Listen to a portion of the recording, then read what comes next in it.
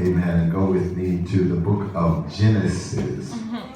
Amen. No better place to start than the beginning. Amen. Genesis. And I'm going to selectively read some passages. I'm going to start at Genesis chapter 2. Amen. And I pray that you have your Bible. It's a good soldier that goes to war without his weapon. Amen. Amen. Genesis chapter 2. I'm going to begin at verse 21 and following. It's not that long. I encourage you to read the entire chapter for context sake. But for today, Genesis chapter 2, beginning at verse 21 and following. Readers of this passage would find these words written. And the Lord God caused a deep sleep to fall upon Adam, and he slept. And he took one of his ribs and closed up the flesh instead thereof. And the rib which the Lord God had taken from man made he a woman, and brought her, did you see that? And brought her unto the man. And Adam said, this is now bone of my bone and flesh of my flesh. She shall be called woman, because she was taken out of man. Therefore shall a man leave his father and his mother, and shall cleave unto his wife, and they shall be one flesh. And they were both naked, the man and his wife, and were not ashamed. You all see that? I love that. Go to chapter 3 for just one moment. I want to read one verse there. Okay. Verse 21 and 22. I'm going to read two verses. And Adam called his wife's name Eve, because she was the mother of all living. Unto Adam also and to his wife did the Lord God make coats of skins and clothed them. Amen. That's enough for now. Amen. I want to talk for a little while, if you all will pray with me, and I want to use for a subject godly relationships. Godly relationships. Will you all help me today? Okay, I think I got to give y'all the rules for my preaching. This is my first time here. And so let me give you the rules. Here are the rules. If you are not responsive, if you don't say anything when I talk to you, I'll think you don't understand. And I'll have to spend 10, 15 more minutes explaining it. And so you can make this sermon shorter if you'll just talk to me. Is that all right? I'll see y'all got it already. Amen. All right. And I want to talk about godly relationships. Brother Pastor, I've learned through pastoring and ministering and counseling with the people of God that one of our greatest failures in Christianity is in the area of relationships. And I want you to understand with me today, church, that everything is about relationships. No matter what the dynamic, whether it be husband and wife, whether it's mother and child, or sister and brother, or uncle and nephew. It doesn't matter what the dynamic, everything is about relationships. One of the things that I've learned is if you will take time to develop a relationship with a person, then you'll have more influence with that person. Many times we try our best to be influential in the lives of people within God's church, and they are people with whom we have not developed a relationship. I'm not going to hear you too well trying to correct me if you've never spoken to me before you tried to correct me. But if you've taken the time to develop a relationship, then I'm open to hearing you in the time of correction. Does that make sense? Let me see if I can make that real. I don't want you to speak in tongues to me if you won't even speak to me with the tongue that you have. I don't want you laying hands on me if you won't even shake my hand. I wish you go ahead and talk to me. What I'm trying to get you to see is we must develop relationships. Yes. The relationships are simple. They start, first of all, there must be a relationship with man and his God. The Bible is clear. God took the time to cause Adam to develop a relationship with him. Yes. Did you hear me? Before you try to develop a relationship with anybody else, you better make sure you know God. God said, this is my law, and this is how I want you to respond to my law. And after you have developed a relationship between you and God, now it's time for you to develop a relationship between you and you.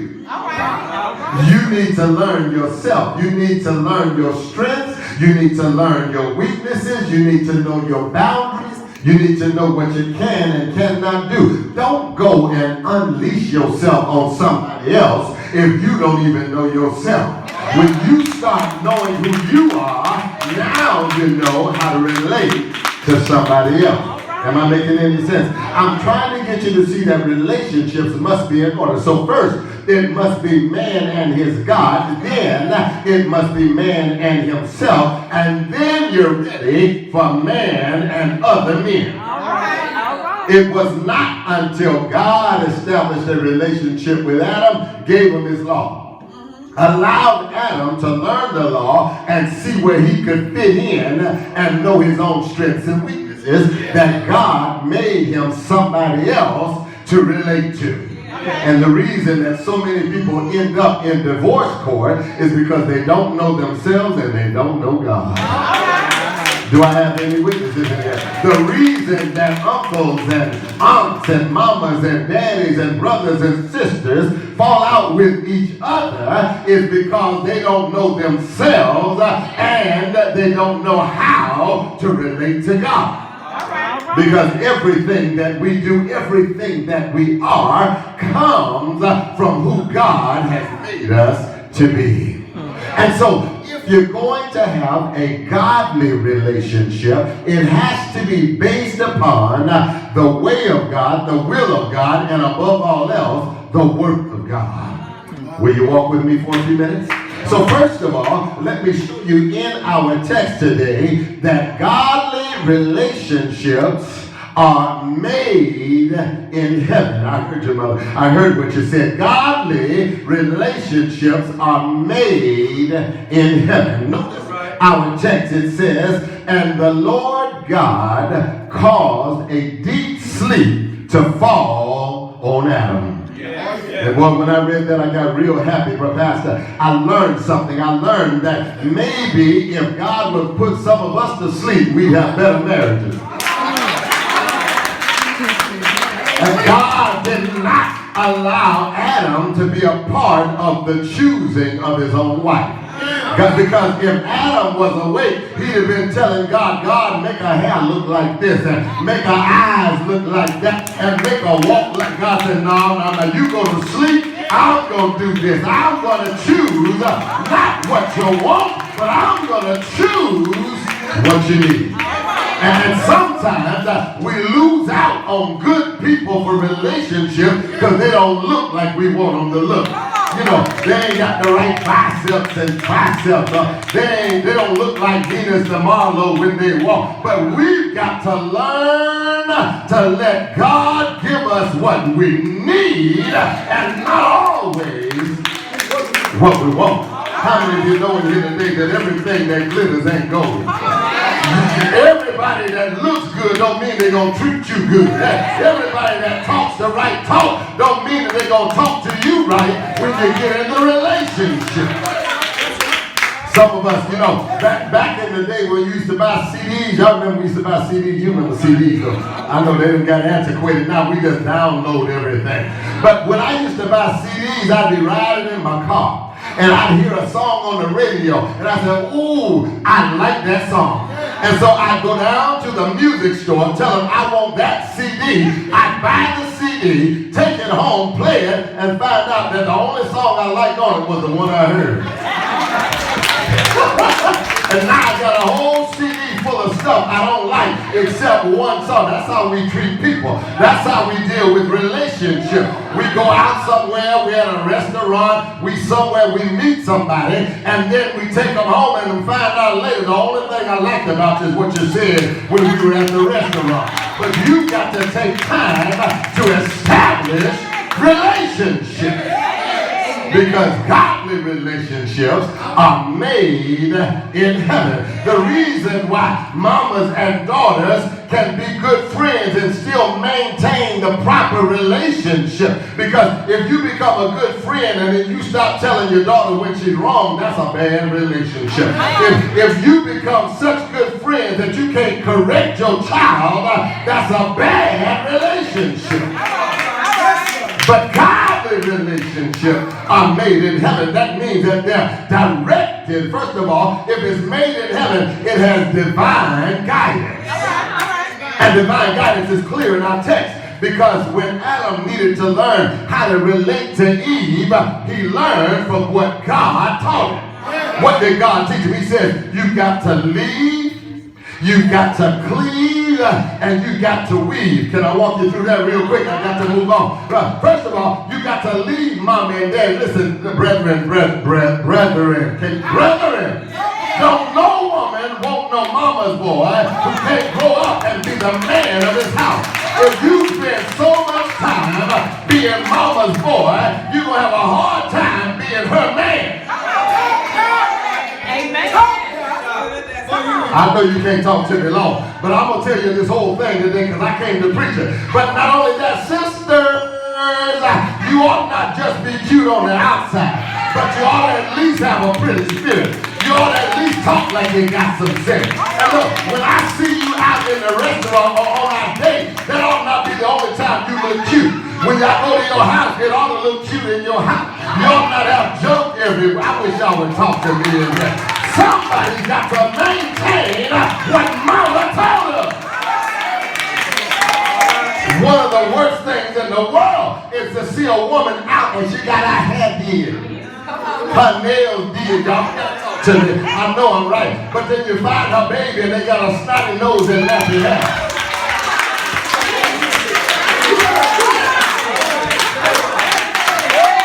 There ought to be more cute about you than your wigs and your nails and your shoes on your feet. When I go to your house and I go to your bathroom, often I see a ring in your toilet. Y'all ain't got to talk to me. Y'all ain't got, you know what, Pastor? I'm going to do better. I'm going to do better. But let me just say this to you, that we've got to learn how to leave. You can't, mama ain't going to be there to clean up your house. Amen. Your husband going to want more than box food out the freezer. Uh-oh, got quiet right there. I know why I got quiet. You know why? Because this is the age of the Me Too movement. Because he ought to come home and cook. Why you got to talk about me cooking? He can cook just like I cook. Yeah, he can. But if you want a godly relationship, you ought to at least understand the way God set it up. When God made Adam a wife, if he wanted somebody to help him pick berries, he'd have gave him another man. But he gave him someone for companionship. He did not give him a completer. He gave him a completer. Somebody that makes him whole. Oh, see, y'all got quiet. That means I got to add some minutes to explain that. Y'all not walking with me. Y'all broke the rope. My wife is more than a conqueror. Did you hear what I said? I said she's more than a conqueror. If I am the heavyweight champion and I'm in the middle of the ring boxing and there is a contender trying to take my belt, I'm in there and I'm throwing body blows, uppercuts. I'm throwing right crosses because I've got to win. You know why? Because I've got a wife at home. She's not in the ring fighting with me. She's not in the corner wiping the blood off my face. But when I get finished, when I win and I get the check, I take it home and I give it to her. I'm the conqueror. But because she is more than a conqueror, she gets the prize without even having to throw a blow. I'm trying to get you to see that godly relationships are made in heaven. They're made in heaven. They're made in heaven. They have divine guidance, but then they have a divine goal. Let me tell you this because I got to move on. The relationship between a man and a woman who are godly is supposed to be a picture of Jesus Christ and the church of Jesus Christ. And what does that say about us? When men who are not saved see the relationship between Jesus Christ and the church of Jesus Christ, that's supposed to be an avenue for them to get saved. Uh-oh. So then, when a man or a woman who is not saved sees the relationship between a godly woman and a godly man, it's supposed to be so godly that it shows them how to get saved. Oh. It's supposed to be more than just houses and cars and children and animals and money in the bank. It's supposed to be a godly demonstration of how good God really is. I got to move on. But I just need you to understand that godly relationships are made in heaven. But secondly, if you're going to have a godly relationship, you got to also remember that godly relationships are manipulated by hell.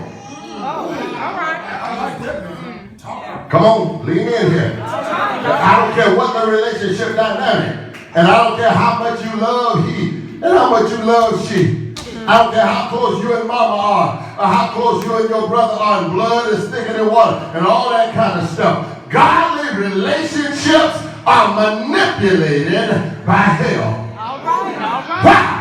Because the devil knows the power in a godly relationship. The devil in hell knows that if there is a godly relationship, people will see it and get saved. And he's not going to stand by and let you be an example of the goodness of God without attacking you. And somebody said, well, you know, I just live for the Lord and don't nobody ever give me no trouble. Maybe you're not really living for the Lord.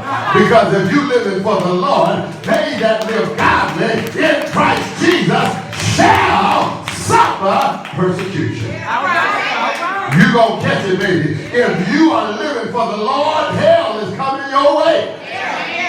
How in the world, Pastor, was the godly relationship manipulated by hell? First of all, it was manipulated because somebody was listening to snake talk.